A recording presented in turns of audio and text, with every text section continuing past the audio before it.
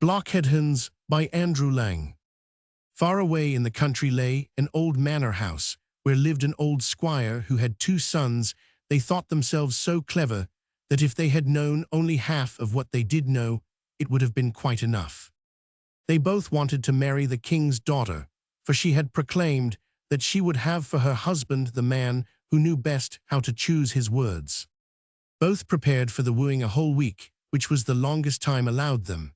But after all, it was quite long enough, for they both had preparatory knowledge, and everyone knows how useful that is. One knew the whole Latin dictionary, and also 3 years' issue of the daily paper of the town off by heart, so that he could repeat it all backwards or forwards as you pleased. The other had worked at the laws of corporation, and knew by heart what every member of the corporation ought to know, so that he thought he could quite well speak on state matters, and give his opinion. He understood besides this how to embroider braces with roses and other flowers and scrolls, for he was very ready with his fingers.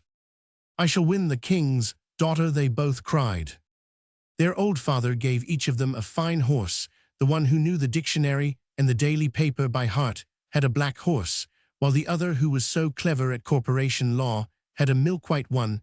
Then they oiled the corners of their mouths, so that they might be able to speak more fluently. All the servants stood in the courtyard and saw them mount their steeds, and here, by chance, came the 3rd brother, for the squire had 3 sons, but nobody counted him with his brothers, for he was not so learned as they were, and he was generally called Blockhead-Hans. "Oh," said Blockhead-Hans, "where are you off to? You are in your Sunday best clothes." "We are going to court to woo the princess. Don't you know what is known throughout all the countryside?" And they told him all about it. "Hurrah, ill go to," cried Blockhead-Hans, and the brothers laughed at him and rode off. "Dear father," cried Blockhead-Hans, "I must have a horse too. What a desire for marriage has seized me. If she will have me, she will have me, and if she won't have me, I will have her." "Stop that nonsense," said the old man. "I will not give you a horse. You can't speak. You don't know how to choose your words. Your brothers are. They are very different lads." "Well," said Blockhead-Hans, "if I can't have a horse, I will take the goat, which is mine. He can carry me." And he did so. He sat astride on the goat, struck his heels into its side, and went rattling down the highroad like a hurricane. "Hoppity-hop, what a ride! Here I come!" shouted Blockhead-Hans, singing so that the echoes were roused far and near. But his brothers were riding slowly in front. They were not speaking, but they were thinking over all the good things they were going to say, for everything had to be thought out. "Hullo," bawled Blockhead-Hans, "here I am. Just look what I found on the road." And he showed them a dead crow which he had picked up. "Blockhead," said his brothers, "what are you going to do with it?" "With the crow, I shall give it to the princess." "Do so, certainly," they said, laughing loudly and riding on. Slap bang, here I am again. Look what I have just found. You don't find such things every day on the road. And the brothers turned round to see what in the world he could have found. "Blockhead," said they, "that is an old wooden shoe without the top. Are you going to send that too to the princess?" "Of course I shall," returned Blockhead-Hans, and the brothers laughed and rode on a good way. "Slap bang, here I am," cried Blockhead-Hans. "Better and better, it is really famous." "What have you found now?" asked the brothers. "Oh," said Blockhead-Hans, "it is really too good. How pleased the princess will be." "Why," said the brothers, "this is pure mud straight from the ditch."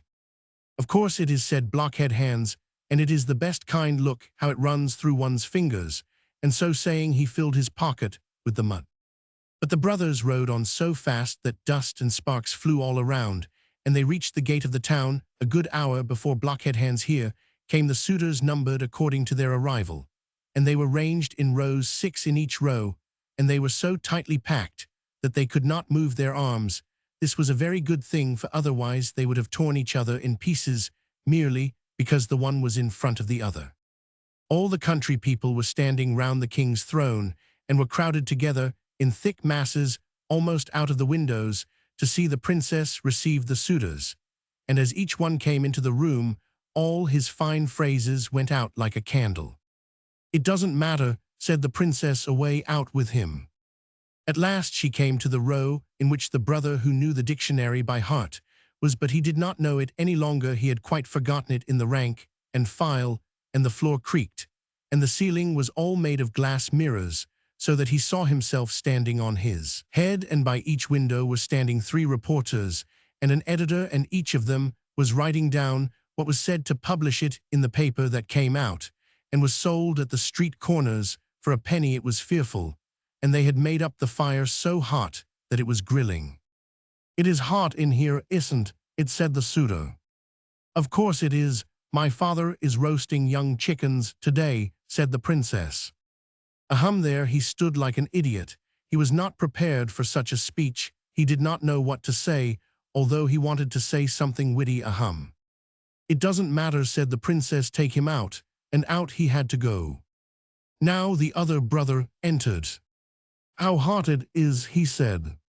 "Of course we are roasting young chickens today," remarked the princess. "How do yow'em," he said, and the reporters wrote down "how do yow'em." "It doesn't matter," said the princess. "Take him out."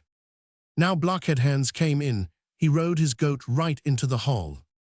"I say, how roasting hot it is here," said he. "Of course, I am roasting young chickens today," said the princess.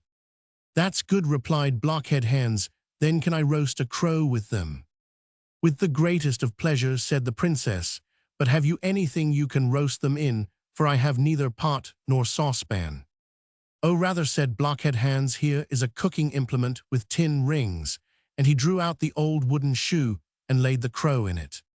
"That is quite a meal," said the princess, "but where shall we get the soup from?" "I've got that in my pocket," said Blockhead-Hans. "I have so much that I can quite well throw some away," and he poured some mud out of his pocket. "I like you," said the princess. "You can answer, and you can speak, and I will marry you. But do you know that every word which we are saying and have said has been taken down, and will be in the paper tomorrow? By each window, do you see, there are standing 3 reporters and an old editor, and this old editor is the worst, for he doesn't understand anything." But she only said this to tease Blockhead-Hans, and the reporters giggled, and each dropped a blot of ink on the floor. Are those the great people?" said Blockhead-Hans. "Then I will give the editor the best." So saying, he turned his pockets inside out and threw the mud right in his face. "That was neatly done," said the princess. "I couldn't have done it, but I will soon learn how to." Blockhead-Hans became king, got a wife and a crown, and sat on the throne, and this we have still damp from the newspaper of the editor and the reporter sand. They are not to be believed for a moment.